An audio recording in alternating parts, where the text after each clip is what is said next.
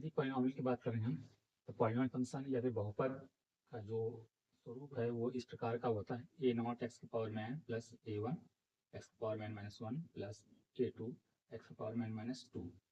इसी प्रकार से अगर जाते हैं तो ए एन लास्ट का टर्म होगा। यहाँ पे इस बात का ध्यान रखना है कि जो एक्स होगा वो जीरो नहीं होगा, क्योंकि जैसे ही एक्स का मान जीरो होगा पूरा पूरा पॉलिनॉमियल क्या हो जाएगा, जीरो हो जाएगा।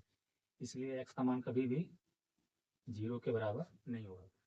और जो यहाँ पर A zero A one A two A और ए एन तक है, इसे बोलते हैं कोफिशिएंट या फिर एक्स का गुणांक। तो हमें इस प्रकार के फंक्शन अगर दिख रहे हैं तो हमें उसका अवकलन कैसे करना है इसके बारे में हम लोग पढ़ेंगे। इसमें अगर हम स्टार्ट करना चाहें, छोटा सा एक एग्जाम्पल के तौर पर अगर समझना चाहें इसको कि कैसे इसको सॉल्व करेंगे, तो इसका एक सिंपल सा फार्मूला होता है। अगर कोई भी फंक्शन अगर हमें इसके स्वरूप का दिख रहा होगा जहाँ पर x क्या हो, वेरिएबल हो, तो इसका डिफ्रेंसिएशन हमेशा हमको मिलेगा ए एक्स की पावर में एन माइनस वन। जैसे अगर समझना चाहें तो अगर हम मान लीजिए हमारे पास कोई फंक्शन आ गया वाई बराबर, सिंपल सा फंक्शन ले यहाँ पर एक्स बराबर एक्स के पावर में वन। तो इस केस में अगर हम देखें तो यहाँ पर जो एन का मान है वो एन का मान क्या है, वन।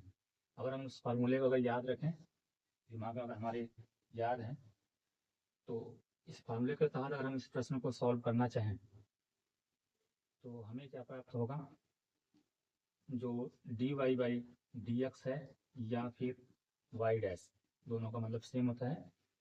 तो अगर हम उसका देखेंगे तो हमारे जब हमारे जहाँ इस हिसाब से क्या मिलेगा हमें, ये पूरा फंक्शन का मान आएगा वो आएगा एन एक्स के पावर में एन माइनस वन।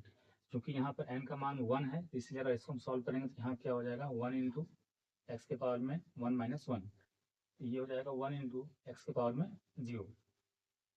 किसी भी वेरिएबल है तो किसी भी कांस्टेंट के पावर में अगर जीरो है, किसी भी नंबर के पावर में जीरो है, उस चीज़ को हम लोग वन के अप्रॉक्स में मानते हैं, मतलब इसका वन मान होता है, ये अजम्पशन है। तो इसका जो वैल्यू आएगा d y by d x या फिर वाई डैश, इसका मान क्या आ जाएगा, वन। इसी प्रकार जैसे बहुत सारे प्रश्न हम लोग कर सकते हैं, जैसे कि एक प्रश्न अगर किया जाए अगर वाई बराबर एक्स के पावर में फाइव हो, इस केस में जो हमारा एन का मान है वो क्या हो जाएगा, फाइव हो जाएगा। ठीक है, अगर वाई एन का मान फाइव हो गया, फिर उसी प्रकार से जैसे हम लोगों ने पहला प्रश्न किया हुआ है, और उसी प्रकार से अगर हम इसको सॉल्व करना चाहें उसी फार्मूले को ध्यान में रखते हुए, तो जब यहाँ पर वाई डैश आएगा ये क्या हो जाएगा, एन एक्स के पावर में एन माइनस वन। यहाँ पर एन का मान क्या है, एन का मान फाइव है, ये हो जाएगा फाइव एक्स के पावर में फाइव माइनस वन। अगर हम इसको सॉल्व करेंगे तो हमें क्या मिल जाएगा, फाइव एक्स के पावर में फोर। या फिर अगर इस सिंबल को हम लोग ऐसे चाहें तो ऐसे भी लिख सकते हैं। इसका जो आंसर आएगा वाई डैश का, या फिर हम लोग बोल सकते हैं इसको y d y by d x. Actually ये क्या है, एक चेंज है, एक बदलाव है एक्स के रिस्पेक्ट में। एक्स के चेंज होने से वाई में क्या बदलाव आएगा, जो हम लोग वहाँ पर फंक्शन में बात कर रहे थे डेरिवेटिव्स का, कि ये क्या है, एक इंस्टेंटेनियस चेंज है डिपेंडेंट वेरिएबल में with respect to independent variable. यहाँ पर हमारे पास डिपेंडेंट वेरिएबल क्या है, डिपेंडेंट वेरिएबल हमेशा क्या है यहाँ पर, वाई। वाई यहाँ पर क्या हो जाएगा, डिपेंडेंट वेरिएबल हो जाएगा, डिपेंडेंट वेरिएबल हो जाएगा। और इसी के साथ जो एक्स होगा वो क्या होगा, इंडिपेंडेंट हो जाएगा। ये इंडिपेंडेंट वेरिएबल है, ये मतलब किसी पर निर्भर नहीं करता है।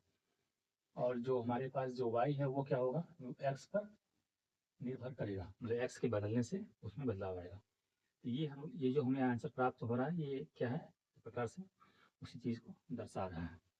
इस प्रकार से हम लोग ऐसे बहुत सारे प्रश्न कर सकते हैं। ये एक छोटा सा प्रश्न है। और अगर हम अगले एग्जाम्पल के बारे बात करें तो उसको हम लोग देख लेते हैं। जैसे अगर मान लेते हैं यहाँ पर पावर में क्या हो जाए, पावर में एट आ जाए, और इसका जो गुणांक है जहाँ पर हम लोग बात कर रहे थे इसका स्टार्टिंग में, कि जो इसका एक्सपेंशन है वाई बराबर अगर हम लिख लें, ए का मान यहाँ पर मान लेते हैं फोर है। ठीक है, तो इस केस में जो एन का मान होगा वो तो फाइव हो जाएगा, सॉरी एन का मान जो होगा वो क्या हो जाएगा, एट हो जाएगा। लेकिन इसको सॉल्व करने का तरीका थोड़ा सा बदल लेंगे हम लोग, कुछ खास नहीं, थोड़ा सा मतलब अंतर करेंगे।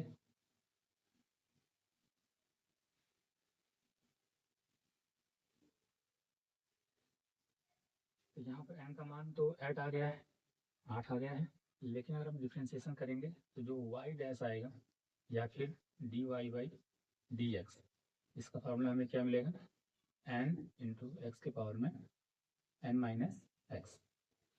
यहाँ पर जो हमारे पास वैल्यू है, जो सा कोफिशिएंट है, कोफिशिएंट के साथ हम लोग छेड़छाड़ नहीं करेंगे, तो उसको एज इट इज पहले से ही निकाल लेंगे। तो यहाँ पे क्या हो जाएगा, 4 इंटू एन एक्स के पावर में n माइनस 1।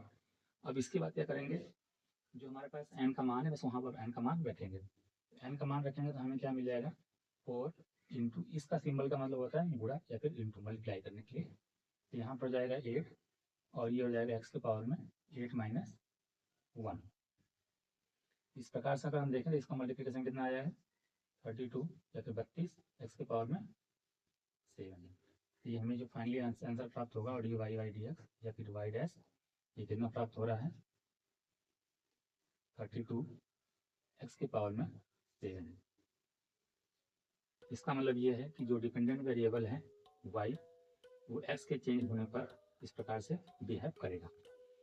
ये पूरा पॉलिनोमियल फंक्शन है। इस प्रकार से इसमें अगर इस प्रकार के टाइप्स के प्रश्न आ रहे हैं, इस प्रकार से हमें सॉल्व करना है। Thank you. और इसमें हम लोग अगर कुछ एग्जाम्पल के पास कुछ मिनट अगर प्रैक्टिस करने की बात करें तो हम लोग कुछ प्रश्न लिख सकते हैं, जो बाद में हम लोग प्रैक्टिस कर सकते हैं, और बारे हम लोग डिस्कस भी कर सकते हैं बाद में। इस एग्जाम्पल के तौर पर अगर हम और न्यूमेरिकल ले लेना चाहें तो यहाँ पे लिख सकते हैं y बराबर माइनस 5 एक्स के पावर में 7। ऐसे बहुत सारे प्रश्न हमारे पास हो सकते हैं। 102 इंटू एक्स के पावर में 32, इस प्रकार से प्रश्न भी हो सकते हैं। और ये भी हो सकता है 1/2 एक्स के पावर में 3/7, इस प्रकार से ये प्रश्न आ सकते हैं। इसमें हम लोग सॉल्व करके